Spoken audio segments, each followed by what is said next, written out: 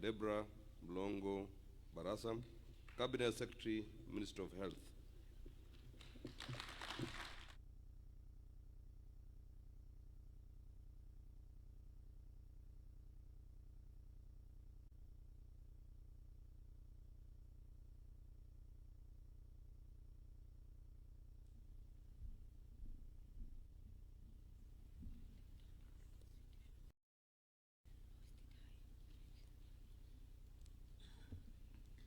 I,